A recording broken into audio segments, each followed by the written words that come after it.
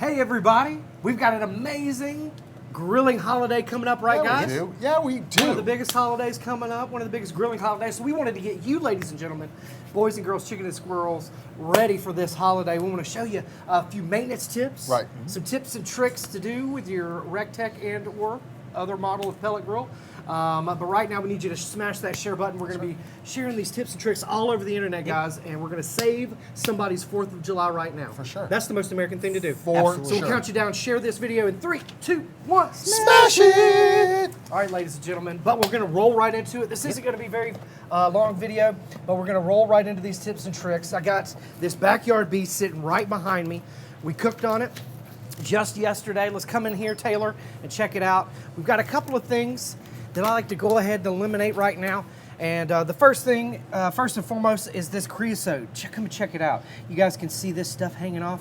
A lot of people, I can't tell you how many people call the office and say, hey man, the paint on my recteq is peeling.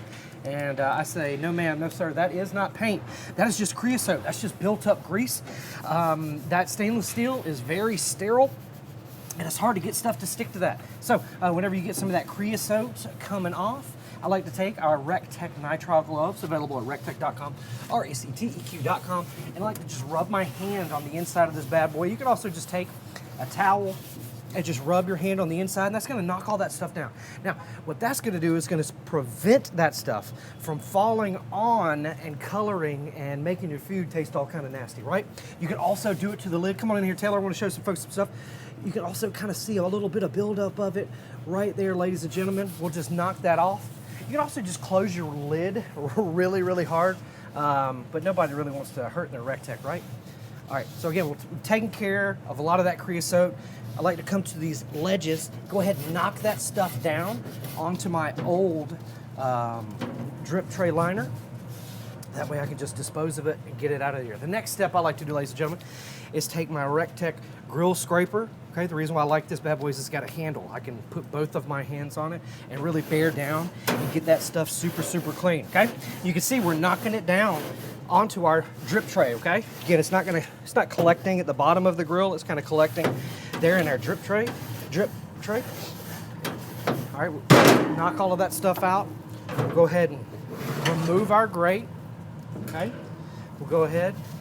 Now's the time. What we'll do is we'll actually replace this right here. I'm not going to do it, but we'll replace it with that recteq disposable drip pan liner. All sizes available. recteq.com. You got to check it out right now, ladies and gentlemen. It's the easiest way. We've also got those Teflon drip liners as well. Those just shake off. You can use those multiple times as well, but those are reusable. All right, get on in here and check out this beautiful grill on the inside. I'm going to go ahead and knock off any additional things and stuff that are on the ledges there, okay? And I like to throw all of our dust and all of our extra pellets after I clean out my fire pot.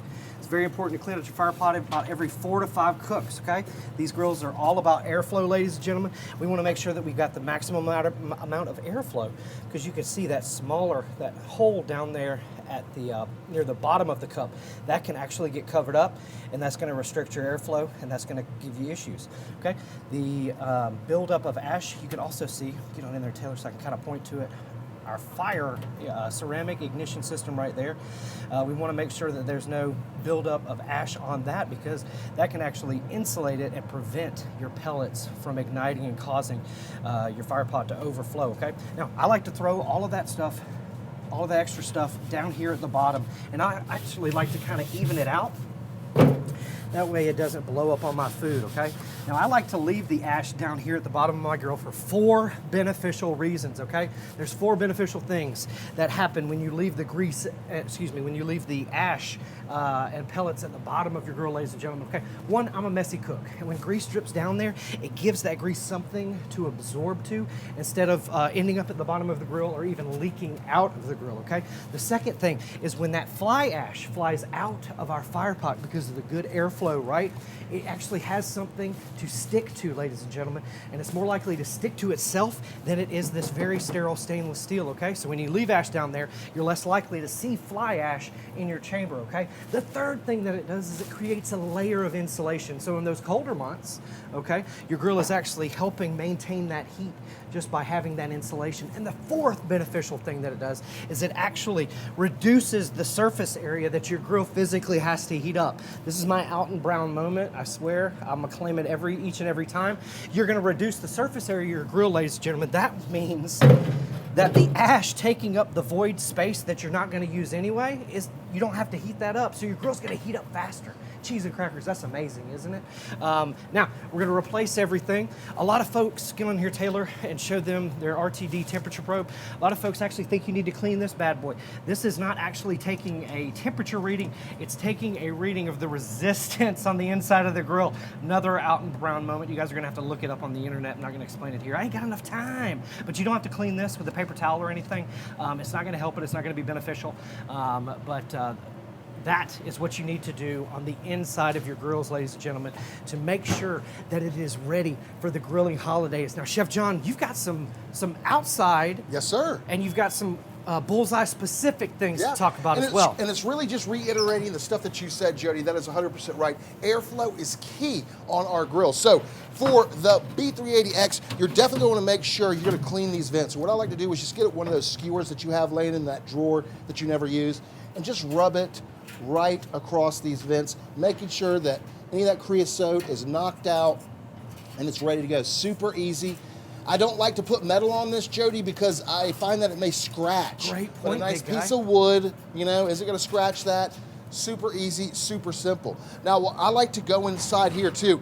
I'd like to show you guys one of our new drip pans specifically designed for the B380 and the B380X. Check this out, guys. The drip pan goes straight in, right? We're gonna put the grate right over top. And this is a good way to keep your grill clean. Not just if you're doing fatty and slow cooks, but if you're one of those guys that likes to have a clean grill, Damn. this is what you need to do right here. Speaking of cleaning, I also like our degreaser is super amazing. This stuff is gonna knock any of those like hard stains from barbecue sauces or brown sugar that gets cooked on. This is what you're gonna need to knock all of that stuff off with. And the exterior grill cleaner as well. These two together are gonna keep your grill shining. Available at recteq.com. That's right, buddy. Talking about keeping your grill shining, let's talk about that all new fire pot. We're going with that new fire pot dump. Now, guys, obviously you wanna do this, you wanna dump your fire pot at the beginning, right before you do anything, before you turn anything on. You want to go ahead and dump this thing, get that ash out of here nice and cold so it causes no problems for anybody, right? Cold dumps are better than hot dumps, right, big guy? That's right, because when you dump it hot, and it's science, guys, if you're cooking at 600 degrees and you dump that thing hot, it is going to burn that bottom of that grill because that's not what it was designed for. Thank you very much.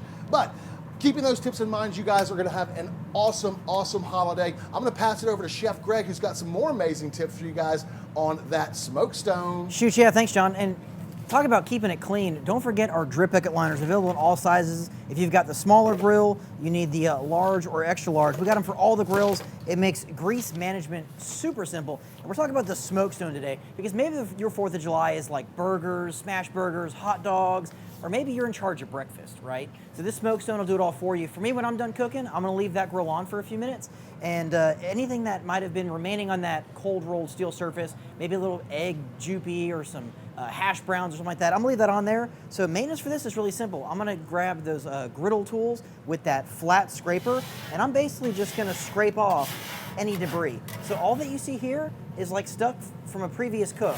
Maybe it was from a stir fry the night before. Who knows, right? I'm gonna scrape that stuff clean and then turn the grill off, and then I'm gonna take a little of that griddle conditioner on a nice clean rag and then just wipe it in so that cold rolled steel surface is ready for the next cook. So for me, my maintenance starts when I'm done cooking. That way I don't have to worry about it. I know it's ready for me.